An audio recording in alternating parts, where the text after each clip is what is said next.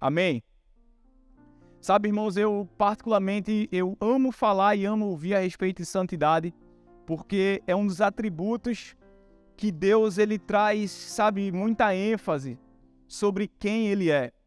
A gente teve até por alguns anos aqui na Igreja da Família, no Ministério Jovem, um acampamento com esse título, que era o Retiro Santidade, Acampamento de Santidade, onde a gente, todo começo do ano, a gente falava exclusivamente a respeito desse tema.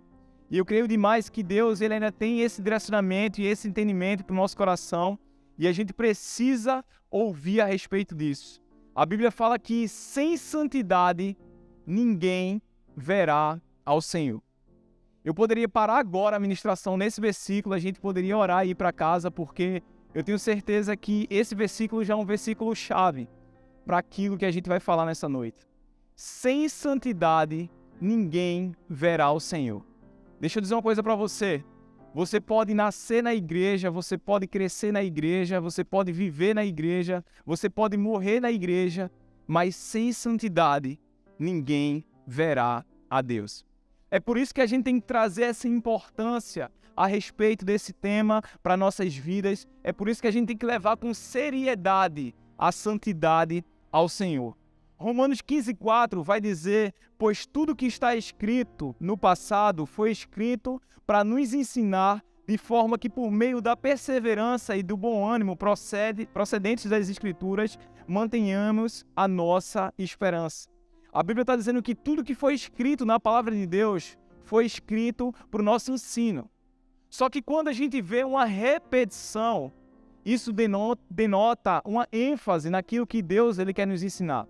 Isso denota uma atenção que a gente precisa ter a respeito de um tema. E dos atributos de Deus mais citados em sua palavra é santidade. A palavra santo aparece mais de 700 vezes na Bíblia. O teólogo Sproul, ele fala o seguinte: somente uma vez nas Escrituras Sagradas um atributo de Deus é mencionado 3 vezes. E a Bíblia não fala que Deus é amor, amor, amor. A Bíblia não fala que Deus é justiça, justiça, justiça. Mas a Bíblia fala que Deus ele é santo, santo, santo.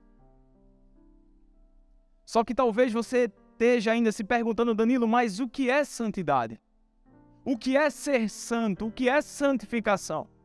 Sabe, quando a gente vai para a raiz da palavra santidade, santidade significa separado. Talvez você não tenha entendido porque a gente colocou o tema separado do mês, mas santidade significa separado. Só que por muito tempo a gente entendeu que o separado que Deus estava nos ensinando era nós nos separarmos do pecador. É como se a gente olhasse para nós e, por conta das nossas condutas, a gente se considerasse santo e a gente se separasse daquelas pessoas que não tivessem uma conduta igual à nossa. Então, por muito tempo, a gente entendeu a santidade errada. Então, a gente achou que a gente mudando o nosso vestimento, que a partir do momento que a gente muda o nosso linguajar, muda a nossa conduta, a partir desse momento a gente está santo. Só que não. Santidade não tem a ver com o nosso exterior, mas o nosso interior. É por isso que Jesus ele fala: olha, o que contamina o homem não é o que vem de fora para dentro, mas de dentro para fora. A santidade começa no nosso coração, irmão. A nossa mudança ela tem que vir de dentro para fora. É por isso que não adianta você mudar suas vestimentas, não adianta você mudar seu corte de cabelo, não adianta você mudar seu linguajar, se por dentro você está totalmente impuro. A Bíblia fala que Jesus ele combatia os fariseus. Jesus ele dizia: olha, esses homens vão até a praça para orar, para mostrar aos outros o quão bons eles são. Só que por fora eles são bonitos, mas por dentro eles estão podres. Então por isso que a gente precisa entender o que é santidade. Sabe, nunca foi um desafio para Deus tirar o povo do Egito, mas o desafio foi tirar o Egito de dentro do povo. Os costumes que o povo tinha, os pecados que o povo cometia. É por isso que lá em 2 Coríntios, capítulo 5, versículo 17, a Bíblia vai dizer: portanto, se alguém está em Cristo, é nova criatura. As coisas antigas já passaram e eis que surgiram coisas novas. Você pode dar uma glória a Deus por isso? A partir do momento que nós somos novas criaturas, A partir do momento que nós temos Jesus como nosso único e suficiente Salvador, as nossas práticas começam a mudar, sabe por quê? Porque algo dentro de nós começa a ser transformado. E quando algo dentro de nós começa a ser transformado, naturalmente isso vem para fora. É por isso que a Bíblia fala que a boca fala o que está cheio o coração. É o que tem dentro, ele começa a vir para fora. Só que quando a gente vê o real significado dessa palavra separado, como eu falei, não é separado do santo para o pecador, mas é separado com um propósito para Deus. Eu vou te dar um exemplo. Eu sou casado há quase 5 meses com a mulher mais linda desse mundo. E eu sou separado para ela. É uma aliança que eu tenho com ela. Então, quando Deus fala que nós precisamos ser santos, é que nós precisamos ser separados para Ele. É por isso que Deus ele chama o povo, sabe, para um novo propósito. É por isso que Deus ele chama o povo para viver uma vida exclusiva com Ele. Então, muitas vezes as pessoas olham esse mandamento, olham a santidade e enxergam aquilo como um peso. Sabe por quê? Porque ainda não conhece o caráter de Deus. Porque quando Deus ele pede algo a nós, quando Deus ele pede para que a gente não faça algo, é com cuidado e zelo com a nossa vida. Porque quando você conhece o caráter de Deus, quando Deus dizer um não para você, isso também vai alegrar o seu coração. Sabe, eu não sei quantos aqui já viveram isso, mas quando uma mãe chega para você e diz, olha, não faça isso, e você decide fazer e dá errado, e você quebra a cara, quem já viveu isso aqui? Graças a Deus não só sou eu. Eu lembro quando criança eu me mudei, eu morava em uma casa, e fui morar num condomínio, num apartamento. E eu desde criança eu queria andar sempre com os mais velhos, eu queria ser descolado, eu queria andar com a galera que era mais divertida. Só que minha mãe chegava pra mim e dizia, Danilo, tudo tem seu tempo, espera. A brincadeira desses meninos é a brincadeira mais pesada, não se mete nesse meio. O meu irmão chegava pra mim e olhava pra mim e dizia, vai procurar tua turma. Só que eu dizia, mãe, fica tranquila, eu sei o que estou fazendo, eu já tenho 6 anos de idade.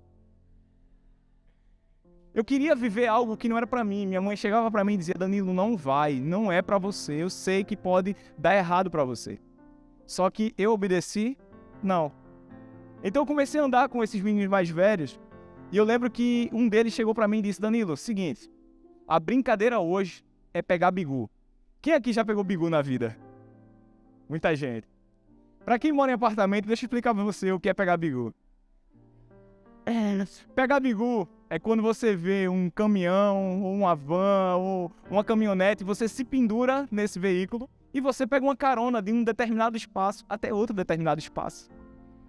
E eu lembro que eu estava com meus amigos lá e de repente veio uma caminhonete passando assim no prédio e os meninos disseram, olha, é agora. Eu disse, não, beleza, deixa comigo.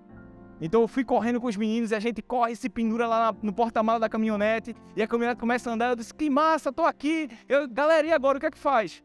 Galera, meu irmão, todo mundo tinha descido. Eu olho pra trás e o menino, desce, eu sozinho no porta-mala. Só que eu acho que o dono da caminhonete não gostou da brincadeira. E ele começou a acelerar. E, irmão, só passava uma coisa na minha cabeça. Esse cara vai embora e nunca mais eu vou ver minha mãe, não vou saber o caminho. Não vou saber o caminho de volta para casa. Então eu tomei uma decisão muito sábia. Eu pulei da caminhonete em movimento. Cara, eu ralei meu rosto todo. Cheguei todo cortado em casa, chorando. Minha mãe olhou para mim e disse, eu avisei. Agora, entenda uma coisa. Quando minha mãe chegou para mim e disse, Danilo, não vai, porque não vai dar certo. Não é porque minha mãe não queria que eu me divertisse. Não é que minha mãe não queria que eu brincasse com meus amigos. Não era isso. Mas ela sabia, pela maturidade de vida que ela tinha, que aquela conduta poderia me levar a mais lençóis. Quando Deus ele chega para nós e fala, olha, não faz isso, é porque Ele sabe o mal que aquilo pode trazer para a tua vida. É que Ele sabe o quanto aquilo pode te destruir, Ele sabe o quanto aquilo pode roubar o teu propósito, Ele sabe o quanto aquilo pode sabotar o teu futuro. É por isso que Deus diz muitas vezes não. Não. O não de Deus também é cuidado para a nossa vida. Irmão, existe um chamado de Deus para nossas vidas, para nós vivermos santidade. Existe um chamado de Deus para que nós sejamos separados para Ele, para que a gente viva uma vida de aliança com Ele.